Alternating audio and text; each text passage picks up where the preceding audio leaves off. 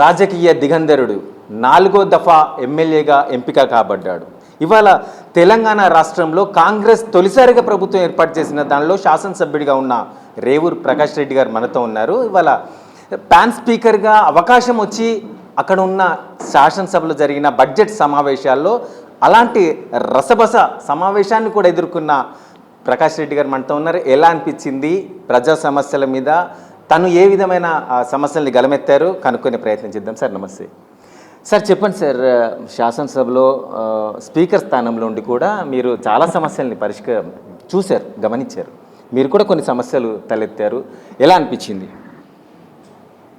అంటే ఒకటి బేసిక్గా ఏంటంటే ఇది ప్యానెల్ స్పీకర్, ఇది అంటే స్పీకర్ గారికి ఇది మొత్తం 24 అంటే దినమెల్లా కూడా కూర్చోలేని పరిస్థితుల్లో కొంచెం లంచ్కి పోవడానికి కానీ కొంచెం రెస్ట్ తీసుకోవడానికి ప్యానెల్ స్పీకర్గా ముగ్గురిని ఎన్నిక చేస్తారు. ఆ ముగ్గురులో ఒక సీనియర్గా నేను చాలా సందర్భాల్లో కూర్చోవడం జరిగింది.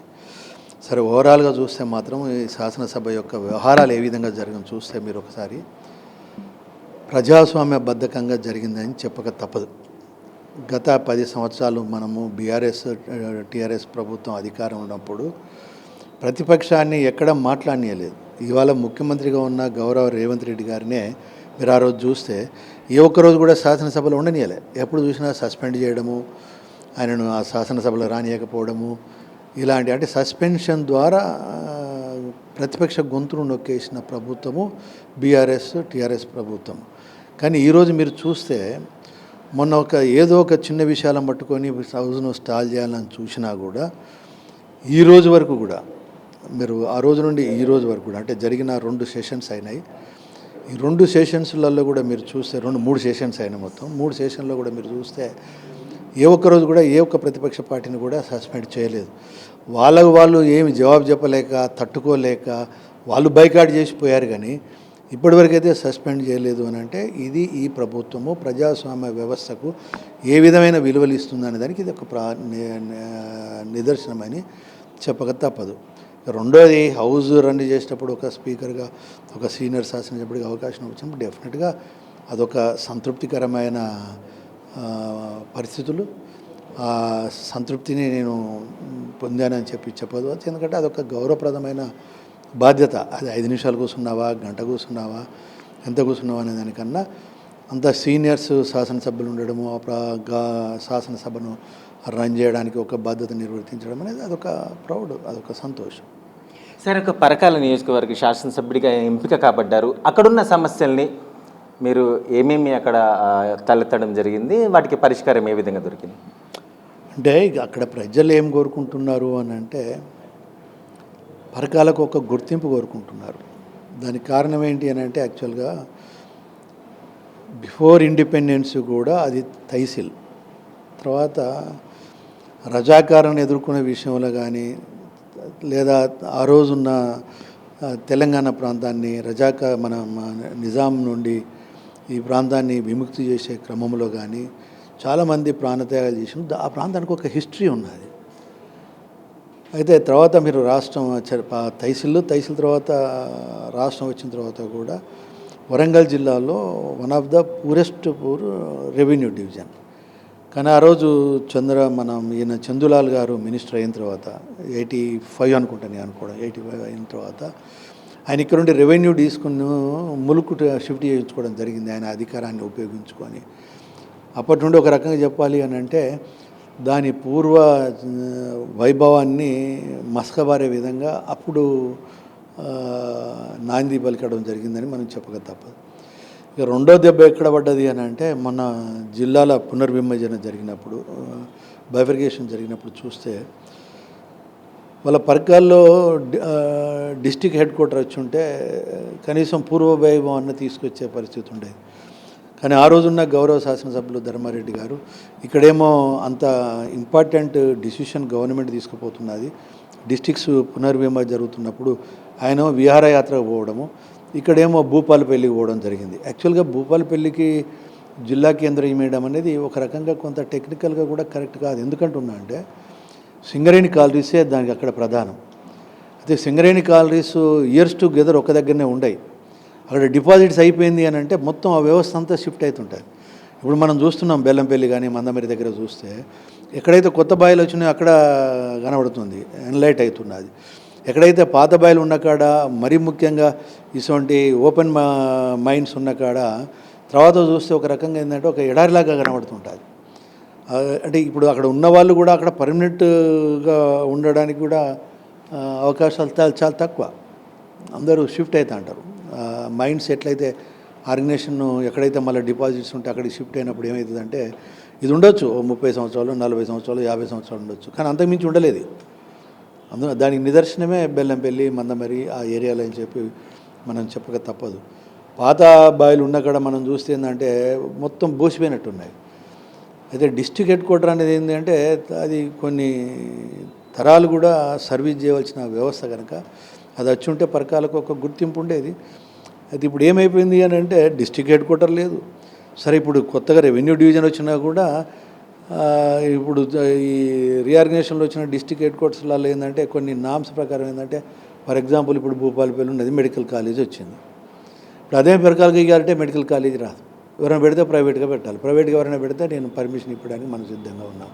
ఇప్పుడు మెడికల్ కాలేజీల పరిస్థితి కూడా ఎట్లయిపోయినాయి అని అంటే చాలా నెంబర్ ఆఫ్ కాలేజెస్ వచ్చే వరకు ఇక్కడ ఏమవుతుందంటే టీచింగ్ ప్రొఫెసర్స్ యొక్క కొరత విపరీతంగా వచ్చింది. ఉండొచ్చు, పిల్లలకు సౌకర్యంగా ఉండొచ్చు, చేయొచ్చు, కానీ ఎక్స్పర్ట్స్, ఫ్యాకల్టీస్, చెప్పవలసిన పర్సన్స్ అంటే ఆ ప్రొఫెసర్స్ యొక్క కొరత విపరీతంగా కనబడే వరకు ఏంటంటే ఎంబీబీఎస్ వాడు చదువులు చెప్తాడు, ఏదో పీజీ చేసినంత మాత్రాన్ని చెప్పేస్తాడు, కానీ దానికి ఒక హెడ్ అనేవాడు ఉండాలి, వేరే ఎక్స్పీరియన్స్ పర్సన్ ఉండాలి, తర్వాత సబ్జెక్ట్స్ను ఏ విధంగా ప్రిపరేషన్ చేయాలి, ఇవన్నీ ఉంటాయి. అదొక ప్రాబ్లం ఇప్పుడు కొరత చాలా స్పష్టంగా కనబడుతుంది. అందుగురించి ఒక రకంగా చాలా బాధ్యత ఉన్నది, చాలా రకాలుగా ఆలోచిస్తున్నాను. ఏ విధంగా దీనికి మలపరకాలకు పూర్వ వైభవం తీసుకురావాలి అనేది ఆలోచన చేస్తున్నాం. దానికి కావాల్సిన కొంత హోంవర్క్ కూడా నడుస్తున్నది. ఇప్పుడే నేను స్పష్టంగా అంటే ఇప్పుడే నేను ఏదో ఇది అయిపోతుంది, ఇది చేస్తుందని చెప్పలేను, కానీ ఒక ఆలోచనలు అయితే ఉన్నాయి. నా అనుభవాన్ని, నాకున్న ప్రభుత్వంలో ఉన్న మంత్రులతోటి నాకున్న సంబంధాలు కానీ ముఖ్యమంత్రి గారితో నాకున్న సంబంధాలను ఉపయోగించి దానికి ఒక గుర్తింపు తీసుకురావాలనే ప్రయత్నం మాత్రం చేస్తున్నాను. సార్, కేంద్ర బడ్జెట్ లోపల తెలంగాణకు బడ్జెట్ కేటాయించకపోవడాన్ని ఏ విధంగా చూస్తున్నారు? అంటే దీంట్లో రెండు ఉంటాయి. ఒకటేమో రెగ్యులర్గా బడ్జెట్ ఏదైతే కేటాయింపులు ఉంటాయో హెడ్ వారీగా అవి అనేది ఒక భాగం. బట్ ఇక్కడ తెలంగాణ ఆంధ్ర విలిపోయినప్పుడు బైఫర్గేషన్ యాక్ట్లో ఏవైతే దీనికి ప్రొవిజన్స్ ఇవ్వాల్సిన అవసరం ఉన్నదో, ఇప్పుడు ఫర్ ఎగ్జాంపుల్ బయ్యారము ఉక్కు ఫ్యాక్టరీ కావచ్చు, కాజిపేట కోచ్ ఫ్యాక్టరీ కావచ్చు, అదేవిధంగా మనం చూస్తే ట్రైబల్ వెల్ఫేర్ యూనివర్సిటీ కావచ్చు, ఇవన్నీ కొన్ని దాంట్లో ఒప్పుకున్నారు. రెండోది జాతీయ ప్రాజెక్టు కింద మన దగ్గర ఉన్న పాలమూరు రంగారెడ్డిని ఆ రోజు జాతీయ ప్రాజెక్టుగా కావాలి అని చెప్పి కోరడం జరిగింది.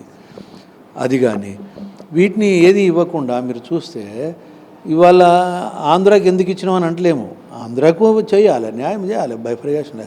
అదేవిధంగా అదే స్థాయిలో ఏదైతే ఇవ్వాల్సిన అవసరం ఉందో తెలంగాణకి ఇవ్వకపోవడం అనేది ఇది రాజకీయ కక్షపూరితమైన చర్య. ఇదొక రకంగా బీజేపీ ఇవాళ ఉన్నారు, ఇద్దరు మంత్రులు ఉన్నారు, ఎందుకు పనికిరాక కిషన్ రెడ్డి గారు ఉన్నారు, సంజయ్ గారు ఉన్నారు, వాళ్ళని వాళ్ళు ప్రొటెక్ట్ చేసుకోవాలని ప్రయత్నం చేస్తున్నారు. కానీ అయ్యో మన తెలంగాణకు అన్యాయం అయిపోయిందే, ఇద్దరం మంత్రులుగా ఉన్నామే కేంద్రంలో, మనం పోయి మరి నరేంద్ర మోడీ గారిని బతిలాడో బామాలో మనకు ఏదైతే బఫర్గేషన్ యాక్ట్లో ఉన్నాయో అవి తీసుకొచ్చుకుందామనే ఆలోచన లేదు, ఎదురుదాడి కార్యక్రమమే చేస్తున్నారు. అంటే ఇవాళ ఆ రోజు ఆంధ్ర నాయకత్వాన్ని మనము తెలంగాణకు అన్యాయం చేసిన ఎట్లయితే మాట్లాడుతున్నామో వాళ్ళని మించి ఇవాళ బీజేపీ పార్టీ ఇవాళ ఈ తెలంగాణకు అన్యాయం చేసిందని చెప్పక తప్పదు.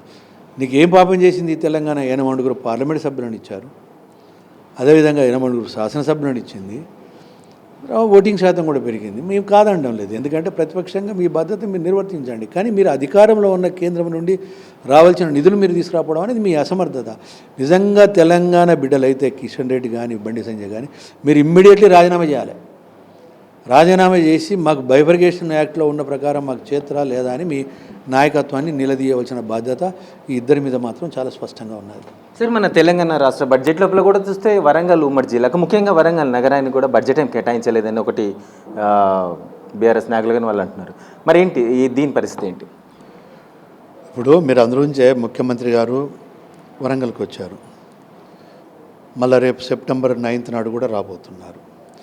అప్పుడు వచ్చినప్పుడు కూడా దీంట్లో రెండు ఉంటాయి. శంకుస్థాపన చేయడం అనేది ఒక క్రేజీగా ఒక ఫ్యాషన్గా శంకుస్థాపన చేయడం అనేది బీఆర్ఎస్ వాళ్ళకి అలవాటు. ఇవాళ మనం చూస్తే ఇవాళ కాళోజీ నారాయణరావు యొక్క కళాక్షేత్రం కానీ ఎన్ని సంవత్సరాలు అవుతుందండి? అదేవిధంగా టెక్స్టైల్ పార్క్ గురించి మాట్లాడతారు, ఎన్ని సంవత్సరాలు అవుతుందండి? అంటే అవుట్పుట్ ఏమొచ్చింది అనేది ఇక్కడ ముఖ్యం. మళ్ళీ రాయి వేసేసి మేము వేసినామని చెప్పుకోవడానికే సరిపోతుంది, కానీ వాళ్ళు ఇంతమించి చేసింది ఏమున్నాయిగా. రెండోది సూపర్ స్పెషాలిటీ ఆసుపత్రి అన్నారు, దానికి సక్రమంగా లేదు, అది మధ్యన ఆగిపోయి ఉన్నది. దానికి ఏదో ఒకటి వాళ్ళది ఏంటంటే వాళ్ళ శిలాఫలకం ఉండాలి చేయాలి అన్నట్టుగానే చేసినారు.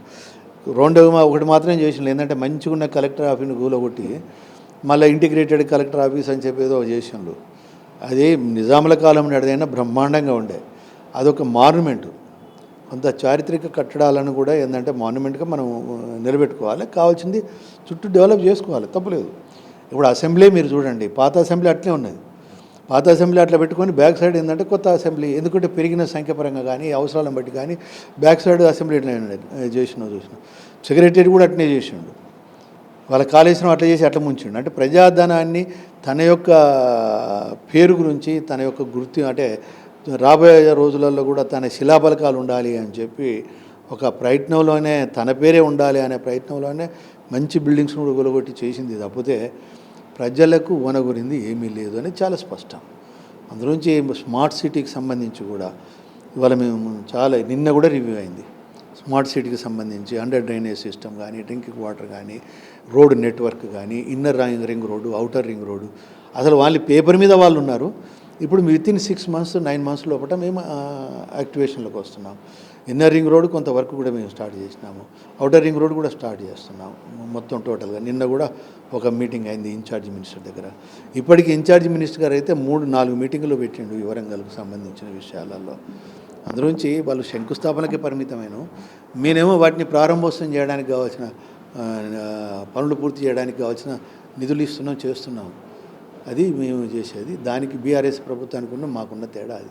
సార్, కాళేశ్వరం ప్రాజెక్టు విషయం లోపల కావాల్సుకొని ఎన్నికల ముందు నుండి ఒక ప్రణాళికగా మా మీద బురద చల్లే ప్రయత్నం చేశారు. కాళేశ్వరం ప్రాజెక్టుకి ఏమైందని ఇవాళ 90,000-95,000 ఎకరాలకు నీరందించే వసతి ఉన్నది అని చెప్పేసి, అయినా పంపులు వీళ్ళు ఇంకా ప్రారంభించట్లేరు అని చెప్పేసి స్వయంగా కేటీఆర్ అక్కడికి వచ్చి ఈ విధమైన ప్రకటన చేశారు. దాన్ని ఎలా చూడాలి?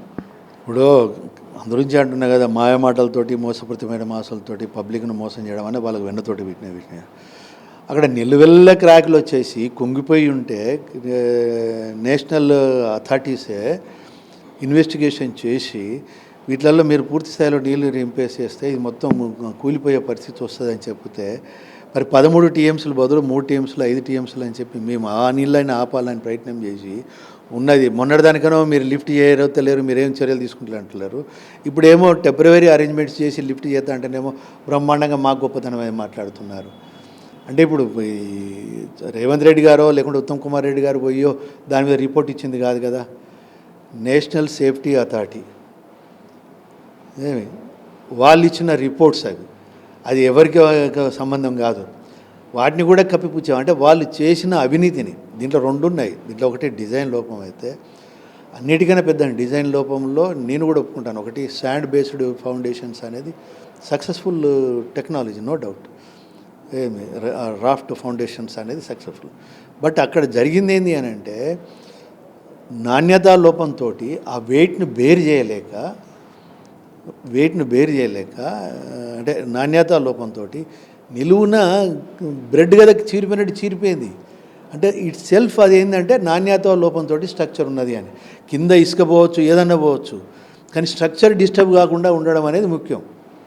అక్కడ ఇసుక పెట్టమైంది కనుక, కింద స్కావ్ కానీ ఇది అయిపోయింది కనుక, స్కావ్ డెవలప్ అయింది కనుక మొత్తం అదే ఇరిగిపోయిందంటే తప్పు, చాలా తప్పు అది.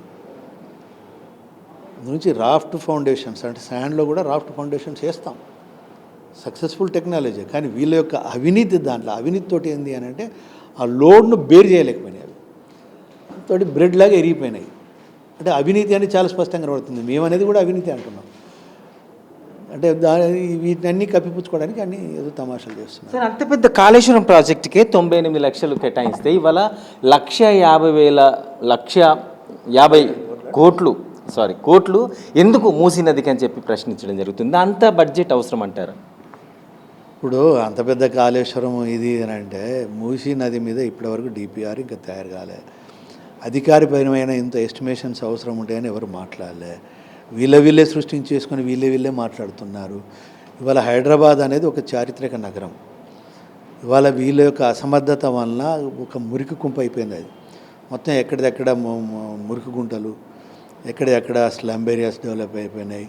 వర్షం పడితే మాత్రం అసలు మొత్తం గంటల కొద్దీ ట్రాఫిక్ స్తంభించిపోతున్నది. వాటిని అన్నిటి నుండి బయటికి తీయాలి హైదరాబాద్ను ఇంకా ఫర్దర్గా ఈ వరల్డ్లోనే ఒక మంచి డెవలప్మెంటెడ్ సిటీగా దాన్ని డెవలప్ చేయాలి అని చెప్పి అందులోంచి త్రిబుల్-ఆర్ రోడ్డు కూడా మరి ప్రయత్నం చేసి కేంద్రంతో కూడా ఆమోదం ఇప్పించుకొని దాన్ని డిపిఆర్ కూడా తయారు చేసి ఇవన్నీ ఉంటాయి.